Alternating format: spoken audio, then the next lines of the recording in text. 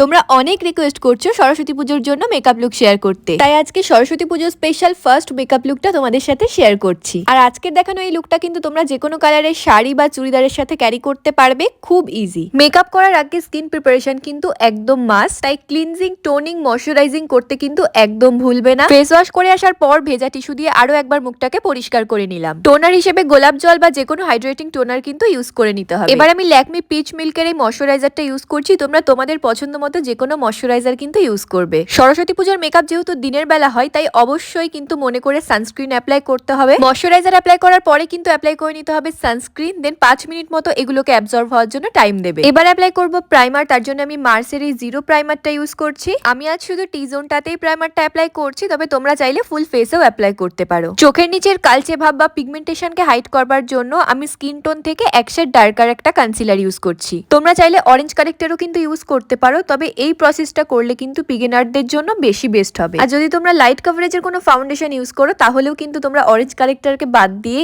এই স্টেপটা ফলো করবে। আমি একটা ব্রাশ দিয়ে ভালো করে ব্লেন্ড করে নিয়েছি। আর আজকে আমি ফাউন্ডেশনের জন্য ইউজ করব ফেসেস কানাডার এই ফাউন্ডেশনটা। এই ফাউন্ডেশনটাও খুব ভালো বিল্ডেবল কভারেজ দেয়, তবে এটা ড্রাই স্কিনের জন্য না, কারণ এটা একটা ম্যাট ফাউন্ডেশন। তবে প্রপার স্কিন কেয়ার করে কিন্তু এটা নর্মাল টু ড্রাই স্কিনেও ইউজ করা যেতে পারে। কনসিলারের জন্য আমি ইউজ করব মার্সের এই ক্যান্সেল কনসিলারটা। ফাউন্ডেশন অ্যাপ্লাই করার পর ফেসের যে জায়গাগুলো আরো একটু বেশি হাইলাইট করা দরকার হয়, সেই জায়গাগুলোতেই কিন্তু আমি শুধুমাত্র কনসিলারটাকে অ্যাপ্লাই করব। এটা ভালো করে ব্লেন্ড করে নিয়ে মার্সের এই চিক টিনটা ইউজ করব অ্যাজ আ ব্লাশ। আগে আমি ক্রিম বা লিকুইড ব্লাশ ইউজ করতে ভীষণ ভয় পেতাম, বাট এখন আমার সব থেকে বেশি ক্রিমি লিকুইড ব্লাশ গুলোই ভালো লাগে। তবে অবভিয়াসলি তোমরা চাইলে পাউডার ব্লাশও কিন্তু অ্যাপ্লাই করতে পারো। মেকআপটাকে লক করবার জন্য আমি ল্যাকমির এই রোজ পাউডারটা ইউজ করছি। অ্যাফোর্ডেবল প্রাইসে কিন্তু এই পাউডারটাও খুব ভালো, আর সব রকম স্কিন টোনের সাথে এটা চলে যায়। তোমরা চাইলে কিন্তু কম্প্যাক্ট পাউডারও ইউজ করতে পারো। পাউডার অ্যাপ্লাই করার পর এক্সেস পাউডারটাকে কিন্তু ব্রাশ দিয়ে ভালো করে ক্লিন করে নিয়ে অ্যাপ্লাই করে নেব মেকআপ ফিক্সার। আজকে আমি আই মেকআপের জন্য ইউজ করছি মার্সের এই ব্লুমিং আইশ্যাডো প্যালেটটা। এটা কিন্তু আমার প্রচন্ড ফেভারিট একটা আইশ্যাডো প্যালেট। তো এর থেকে আমি ব্রাউন শেডটা নিয়ে পুরো আইলিডের পরে অ্যাপ্লাই করে নিচ্ছি। আর সেম আইশ্যাডো কিন্তু আমি চোখের নিচেও অ্যাপ্লাই করে নিচ্ছি। এবার আমি ফেসেস কানাডার এই কাজলটা নিয়ে শুধুমাত্র চোখের অর্ধেকটা অ্যাপ্লাই করব, দেন একটা ব্রাশ দিয়ে হালকা হালকা করে একটু স্মাচ করে নেব। আইল্যাশ আমি অ্যাপ্লাই করি না, তাই দুকোট মাস্কারা অ্যাপ্লাই করে নিলাম। সুইস বিউটির এই প্যালেটটা থেকে আমি একটা হাইলাইটার অ্যাপ্লাই করে নিচ্ছি। যেহেতু দিনের বেলার মেকআপ, তাই খুব বেশি হাইলাইটার কিন্তু ইউজ করবে না, একদম অল্প পরিমাণ করবে। সবার লাস্টে পছন্দ মতো যে কোনো একটা লিপস্টিক পরে নিলে কিন্তু আমাদের মেকআপ লুক কমপ্লিট। আজকের এই মেকআপ লুকটা কিন্তু